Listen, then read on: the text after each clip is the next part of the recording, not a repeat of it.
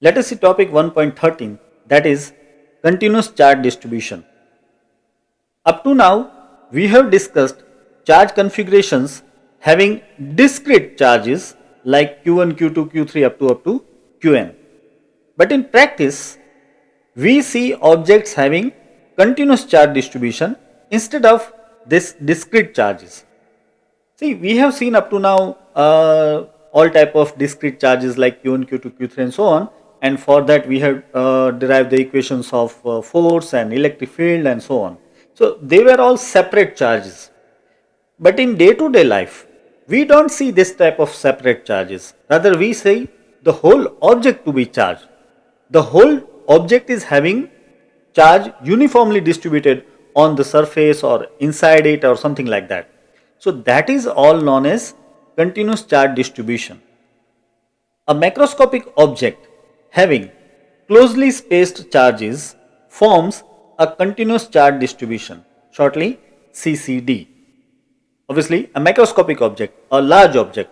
When we take a large object, large means any object in our day-to-day life can be considered as a macroscopic object.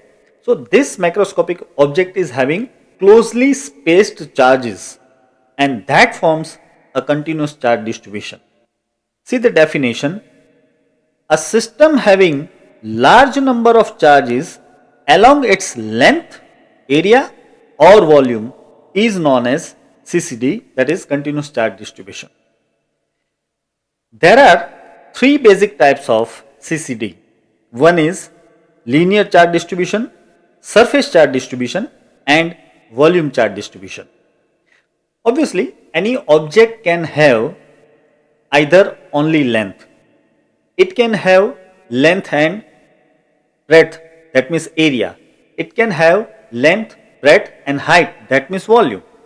So, the charge distribution can be only linear, the charge distribution can be on a whole surface, or charge distribution can be on the whole object, throughout the whole object, that is volume charge distribution.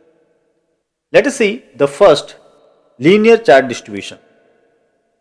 When charge is distributed uniformly along a line like a straight line or a curved line or a circle or any such thing which can be considered as a line. So if the charge is distributed uniformly along a line, it is called as linear charge distribution. Suppose if a wire is charged, it is considered a linear charge distribution.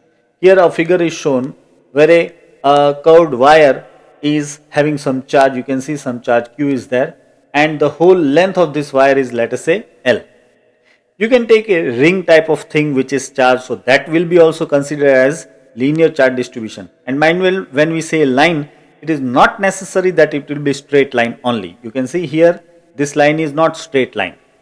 So any curved line will also be considered in line charge distribution. Charge per unit length in such a case is known as linear charge density lambda. This you have to remember, linear charge density lambda. What is lambda? Charge per unit length. Charge per unit length in such a case is known as linear charge density lambda. So lambda is Q by L, or for smaller charge and smaller length you can write dQ by dL. Obviously the unit will be coulomb meter inverse.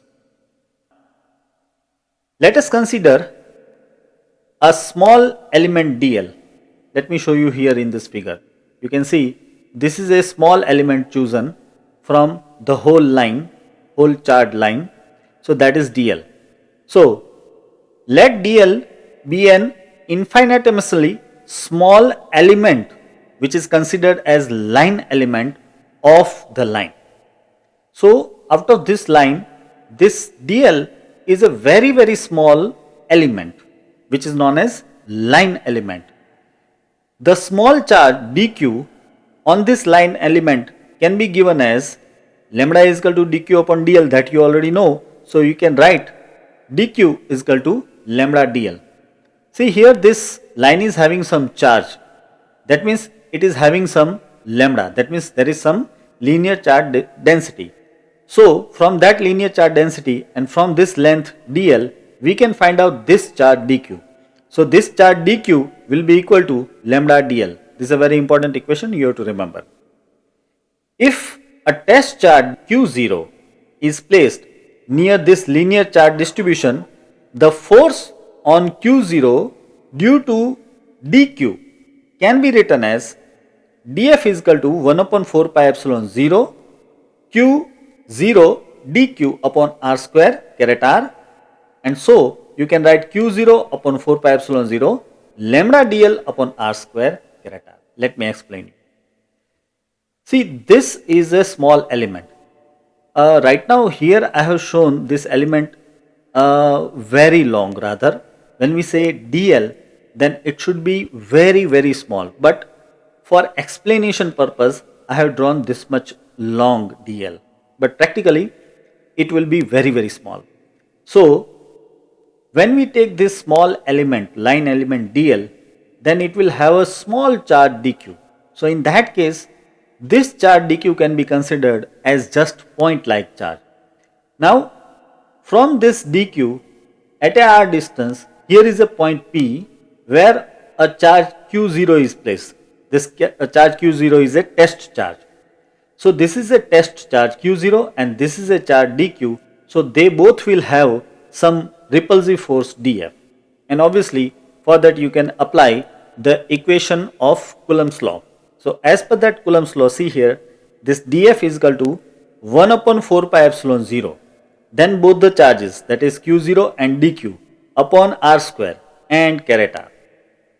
Now this dq can be written as lambda dl. So I have put here lambda dl. So as a whole equation becomes q0 upon 4 pi epsilon 0 lambda dl upon r square and caret r. So this is the force due to this dq on this q0. Now if I want total force, see this is force only due to dq, but the whole line is charged here. So if I want total force on this charge q0, then I have to take integration of force due to all the elements on the whole wire. So that I am going to do here. So the total force on q0 due to entire linear charge distribution is F is equal to q0 upon 4 pi epsilon 0 integration. This is line integration. So line integration lambda dl upon r square caret r. You can see there is only a small change, that is we are taking a line integration. As I said, if the force due to dq on this charge q0 is given by this equation, then due to the whole line distribution or linear distribution, if you want, then you have to take here an integration. So that integration is taken in this equation, you can see. Now as per the definition of electric field at point P, that means at q0, we can express this equation of electric field like E is equal to F upon q0. See, this is force due to whole charge on q0. Alright, this is force due to the entire linear distribution on q0. Now if I divide this force by q0, then it becomes electric field, because electric field is force per unit charge. This is force on q0 charge. So electric field will be force per unit charge. That means you have to divide this force by q0 itself. That's why E is equal to F upon q0. And so when I will divide this term with q0, here this q0 will be omitted. And that's why you can now write 1 upon 4 pi epsilon 0 line integration lambda dl upon r square caret r. Now let us see the second case, that is surface charge distribution. When charge is distributed uniformly over a surface, such as over a membrane, spherical shell or something like that. Suppose, let us say the whole board is charged. Board can be charged. See, any conductor or non-conductor can be charged. We know that plastic foam can be charged. So suppose a whole board is charged. So that is a surface distribution, means the charge is distributed on the surface. That's why that's a case of surface charge distribution. Suppose a spherical shell is charged, so all the charge will be on the surface. That's why that is a case of surface charge distribution. So again, when the charge is distributed uniformly over a surface, it is called as a surface charge distribution. Charge per unit surface area in such a case is known as surface charge density sigma. Previously we have seen linear charge density lambda, here this is surface charge density sigma. Sigma is Q upon S. Mind well, this S is the surface area. You can also write capital A for the area, or you can also write S for the surface area. So here is a surface charge distribution on any surface which is having some charge Q and the whole area is S. So you can write the surface charge density as sigma is equal to Q upon S, or if you take small charge and small area, then it will be dq upon ds. Obviously the unit will be coulomb per meter square or coulomb meter inverse square. Now let ds be an infinitesimally small element, or say area element on the surface. See, this is the whole surface, and here I am taking a very small, very tiny small area ds. Again I am saying I have shown this area quite large, but it should be very small, but for explanation purpose I have drawn this much. So this is a very small area, let us denote it by ds, and obviously it will have some charge, let us say dq. So a small charge dq on this area element is given as sigma, you know dq upon ds, that's why you can write dq is equal to sigma into ds. This charge dq can be written in terms of sigma and ds. This is a surface which will be having some surface charge density sigma, and here is the area, that's why we can find out this charge by saying dq is equal to sigma into ds. Now here is a charge q0 at this point P, and due to this small charge dq we can find out force on this charge q0, that is denoted by df. So if the test charge q0 is placed near this surface charge distribution, the force on q0 due to dq will be equal to, again we are going to use the Coulomb's law, so it is df is equal to 1 upon 4 pi epsilon 0, then multiplication of these two charges q0 and dq upon the distance square r square caret r. Only the change is that here at the place of dq we have to put sigma ds. So here this is q0 upon 4 pi epsilon 0 sigma ds upon r square caret r. Now this is force due to only this small area element, but I want force due to whole surface. So the total force on q0 due to entire surface charge distribution is F is equal to q0 upon 4 pi epsilon 0 surface integration sigma ds upon r square caret r. As we have done previously, only the thing is that here we have taken integration, because this is the equation due to dq charge, but we want equation due to entire charge. That's why we have taken here integration on the surface. Now again, as per the definition of electric field, at point P, that is at point P where the q0 is placed, it can be expressed that E is F upon q0. So when I divide this equation with q0, this q0 will be omitted. So we will get 1 upon 4 pi epsilon 0 surface integration sigma ds upon r square caret r. So this is the electric field produced by the surface distribution at point P. Now let us see volume charge distribution.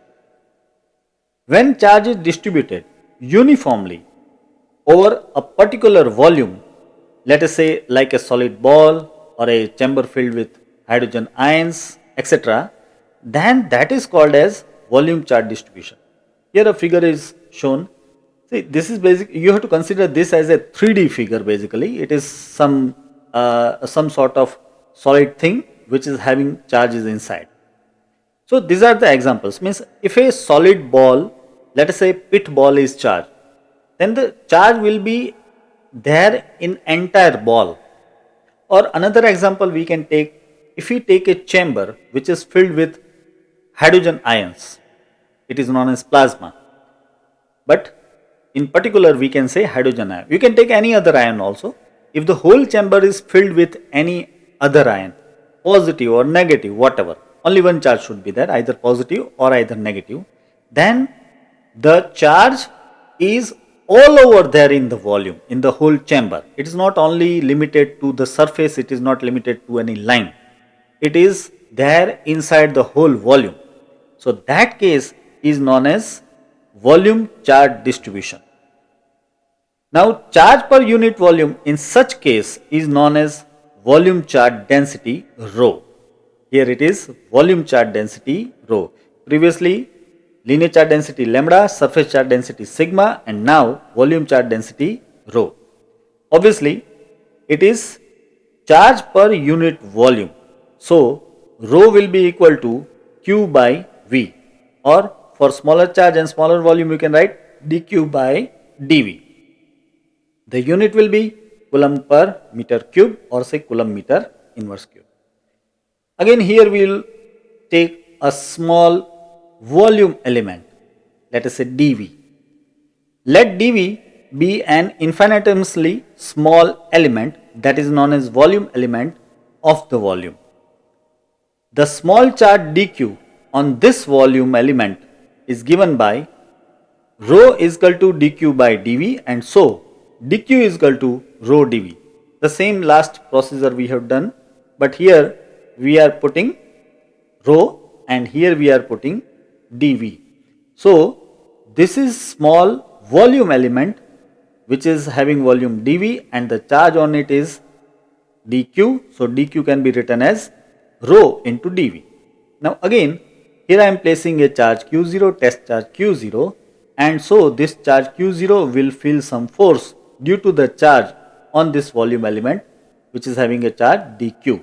So let us see that if a test charge Q0 is placed near the volume charge distribution, the force on Q0 due to dQ will be again as per the Coulomb's law 1 upon 4 pi epsilon 0 Q0 into dQ upon r square caret r. Again this dQ can be written as rho into dV, so I can put Q0 upon 4 pi epsilon 0 rho dV upon r square caret r. So this is small force due to this small volume element. Now we will find out force due to entire volume. So let us see that. So the total force on Q0 due to entire volume charge distribution can be written by just adding this volume integration. So it will be total force F Q upon 4 pi epsilon 0 volume integration rho dV upon r square caret r. Now again here also we can find out the electric field. So as per the definition of electric field at the point P, we can express the equation by saying E is equal to F upon Q0. So again Q0 will be omitted, 1 upon 4 pi epsilon 0 volume integration rho dV upon r square caret r.